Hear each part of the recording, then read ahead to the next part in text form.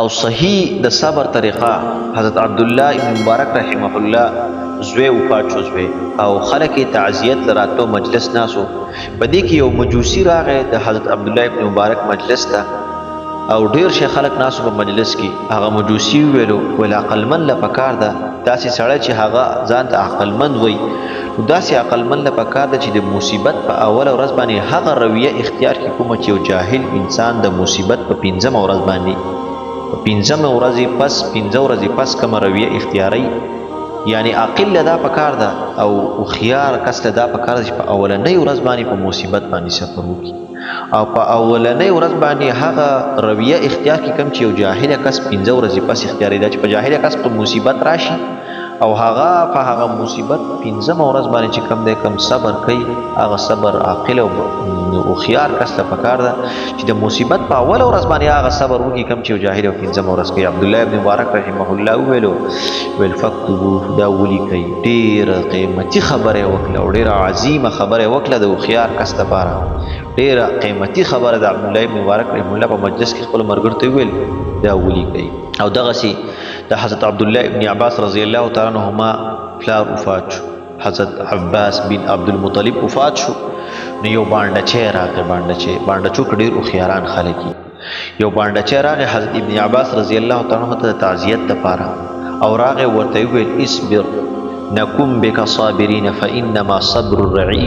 الرعيه بعد صبر الراس خير من العباس اجرك بعده والله خير منك للعباس عباس رضی الله تعالی عنہ ته ډیر ناشنا خبره کړه وې اصبر نكن وې ته صبر وکړه د دې لپاره چې مونږ صبر وکړو دا چې ستاسو پلار پاتې ته صبر کې نو مونږ هم صبر وکړو ځکه چې د کشرانو صبر د مشرانو د صبر تابع وي کشرانو صبر د مشرانو د صبر تابع وي دا چې کشر صبر کوي نو مشر په طریقه اولا باندې چې کوم دی بیا صبر کوي به وته ډیر ناشنا خبره کړو عباس ابن عباس کوم اجر او ثواب چې تاسو الله تعالی د حضرت عباس د وصال په وجه درکې چې هغه پاتچوي دی او د هغه په وجه الله سبحانه وتعالى تعالی کم اجر درکې دا به تاسو د عباس نه ډیر غوړي او د عباس نه به تاسو ډیر بهتري او حضرت عباس د پاره تعالی الله تعالی به د حضرت عباس نه تعالی چې کم دی تاسو ډیر غوړي الله تعالی هم تاسو ډیر غوړي او الله چې د کم اجر هم درکې نو هغه اجر هم د عباس ډیر غوړي ستاسو لپاره ته په دې مصیبت باندې صبر یعنی الله تعالی دې تاسو دې غم او درد په وجه باندې بهترین اجر درکې استاد پلار ته عباس رضی الله تعالی عنہ دې الله تعالی بهترین مقام ورکړي حضرت عبد الله ابن عباس رضی الله تعالی عنہ فرمایي چې ما تر دې باندې چې په دې خبرو باندې د زړه ډېره تسلی وشو ما ته ډېره حوصله میلاو شو عظیمه خبره وته وکړه چې لکه ته اجر کوستا خپل ته صبر کوستا خپل او پاچوي دا چې ته صبر کوې ته په مونږ کې کشري نو مونږ به چې لکه دا خپل او پاچو زمون نه کشر دا صبر کوي نو ولي مونږه بیا چې کم دې چغه او سوري او مخونه وو نو ته ویل ته صبر کوه دا صبر چې کم دې ستاره صبر زمونږ د پاره صبر دی او بل خبر دا چې ته د خپل او پاچو الله تعالی به تعالی داسي اجر درکې چې هغه د عباس نه ډېر غوړي او الله تعالی به تاسو د عباس نه ډېر غوړي عباس د الله تعالی یو بنده او بس واغست الله وفات شو رضی الله تعالی عنہ اخو وفات شو لاړو او ته د هغه په غم او د هغه په درد باندې صبر وکړه صبر به الله سبحانه وتعالى ستاسو لپاره ډېر عظیم اجر به دې باندې درکې هغه اجر چې هغه د عباس نه غوړي او الله سبحانه وتعالى مؤمن ته یو داسې امتیازي شان ورکړل کچته دا مؤمن په دې شریعت باندې عمل کوي دا په هر کار کې خیر رسول الله صلی الله علیه وسلم امتیازي شان بیانوي د مؤمن وی عجبا لامر المؤمن ان كان امره كله له خير وليس ذلك لاحد الا للمؤمن نبی علیہ السلام ډیر ناشنا خبره کوي ته توجه فرمایي نبی علیہ السلام وی مؤمن په هر حال باندې تعجب دی بشکره ده په هر حال کې خیر وي او دا شان او دا امتیازي شان چې کوم د صرف د مؤمن د لپاره دی ان اصابته سراء فشكر فكان خيرا له نبی علیہ الصلوۃ والسلام فرمای نو ک دته الله تعالی طرف ته خوشحالي او خیر ورسی او د په هغه باندې شکریا ادا کړي الله سبحانه وتعالى درم د مسلمان د لپاره خیر دی او نبی علیہ السلام فرمای کدته وان اصابته الضراء صبرا فكان خيرا له کدته ضرر ورسی او مصیبت او تکلیف دته ورسې دی په هغه باندې صبر وکړي نبی علیہ السلام فرمایي چې دام د لپاره خیر دی او د لپاره غوره عمل په دې کوم د دې مسلمان لپاره خیر دی که یو مسلمان ته خوشحالي ورسي په خوشحالي باندې هغه صبر وکړي د الله تعالی شکریا ادا کړي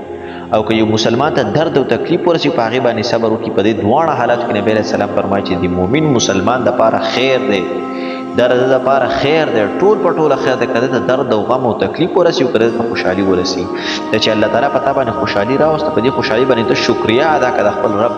چې الله سبحانه وتعالی په ما باندې شکریا خوشحالي راوسته په دې باندې ته خپل رب شکریا ادا کړه په تا غم او تکلیف راغی نو ناشکرۍ الفاظ به نه استعمالوې په هغې باندې صبر وکړه دا هم ستا دپاره د اجر لویه ذریعه او په دې صبر سره به الله سبحانه وتعالی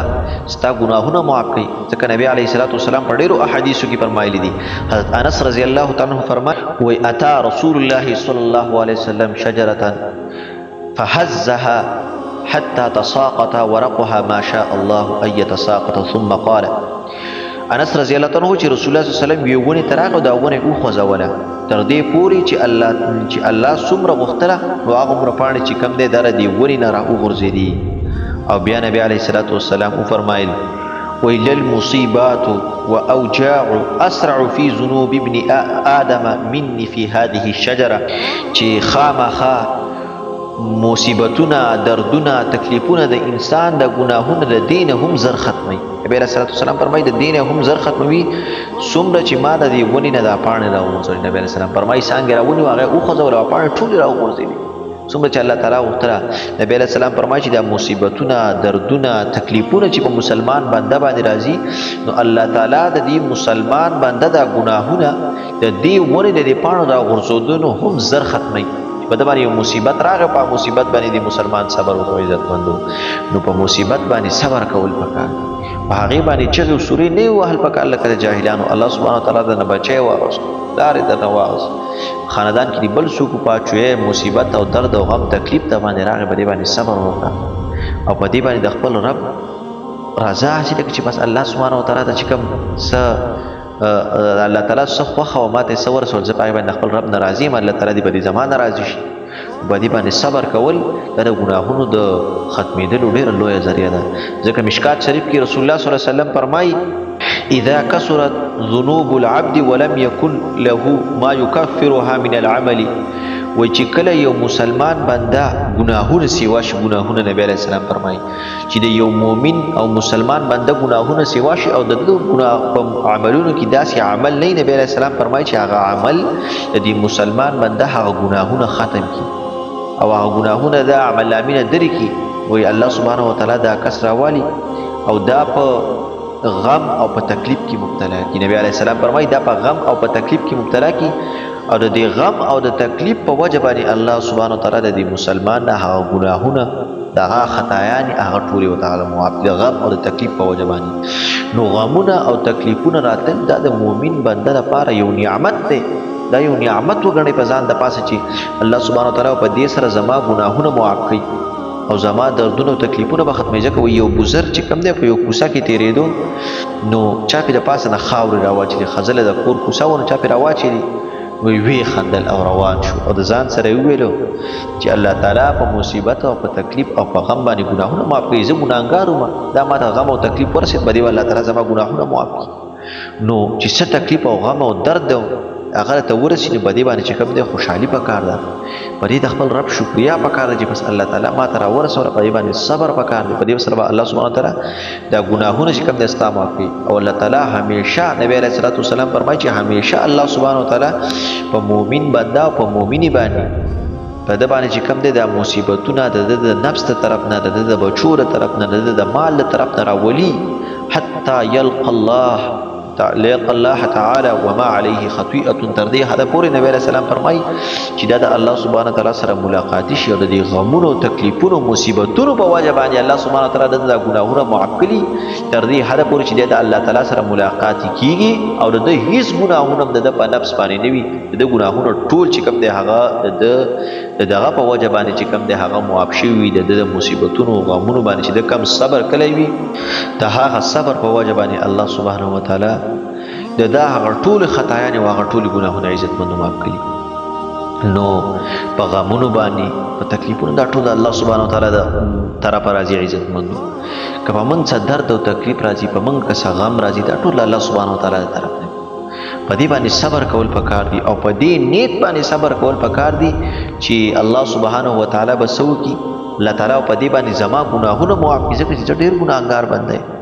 او په دې په وجه باندې الله تعالی زما خطایانې معاف کړي او د هغې باندې چې کم دی د خپل رب شکریا ادا کول پکار دي او په علاقه کې او په کلي او محله کې د ځان نه کمزوري کس ته کتل پکار دا نه چې د ځان نه غټو خلکو ته ګوري چې وګوره د پلاني سره دا دي د پلاني سره هغه دي او زما سره نشته نه د ځان نه به کمزورو خلکو ته ګوري شیخ سعدي رحمه الله یو مشهور عالم او ادیب تیر شوی دی یو لوی بزرګ د زمانې وایي په ده باندې یو وخت داسې راغی چې د ګرمۍ موسم و